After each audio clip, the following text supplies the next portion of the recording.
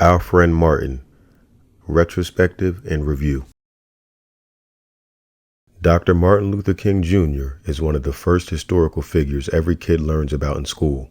The word icon and legend has been thrown around so much that people forget the actual meaning of the word. Martin Luther King is the definition of a person with a legacy. He helped change the world so much that it just dawned on me a few years ago that I was born only 20-something years after he passed away. The world was so different by the time I was growing up that I didn't realize that the 1960s wasn't too much before my generation. If you grew up in the late 90s and early 2000s, then you probably remember seeing Our Friend Martin in elementary school. It was an animated film about the life of Dr. Martin Luther King Jr.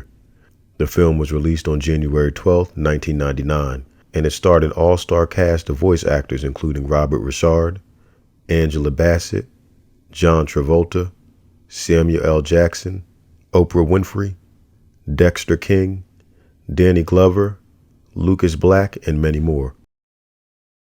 The day before holiday break or during special occasions, we would watch movies. Our teachers would pick 1 to 2 students to go to the school closet to get the TV and the VCR or the overhead projector. Our Friend Martin was a movie that was shown throughout my childhood, the Friday before Martin Luther King Jr.'s birthday or during Black History Month.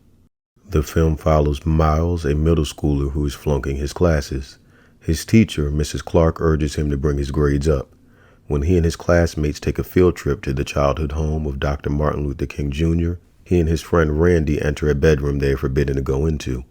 Miles is fascinated with baseball, which attracts him to Dr. King's old bedroom.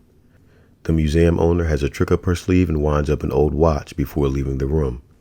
The watch causes Miles and Randy to be transported through time to meet Dr. King throughout his life. Our Friend Martin is educational and palatable for children without watering down the real history.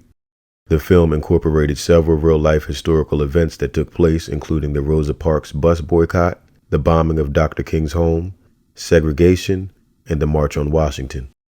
Miles and Randy eventually come back to the future.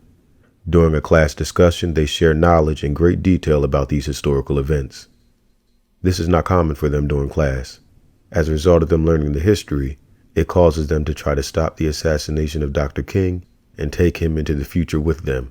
But they are shocked when the world they travel back to is not modernized because they tampered with destiny. The writers and directors used this as a way to show the impact of Dr. King and the events that took place. The continuity was well done. The film does an amazing job of capturing the different time periods through slang, music, fashion, and real archival footage. For instance, their classmate Maria is a girl growing up in the 90s post-second wave feminism. She inserts the word sisterhood instead of brotherhood when reciting Dr. King's famous "I Have a Dream" speech. A Diana Ross song is playing in the background during the scene where they meet their teacher, Mrs. Clark, as a young woman in the 1960s. Miles' mom is a single mother, which becomes more popular after the 1970s. I'm always pleased with the attention to detail. I was shocked to learn that this film was released direct-to-video. With such a great cast and major production companies backing it, I'm shocked it was never shown on TV.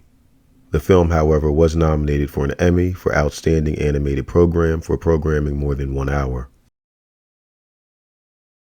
I urge you to please watch this film. It's here on YouTube. It's a great way to educate kids about the life of Dr. Martin Luther King Jr. and civil rights. Thank you for watching this video. Please subscribe, share, like, and comment. Until next time, I'm Anthony Morton.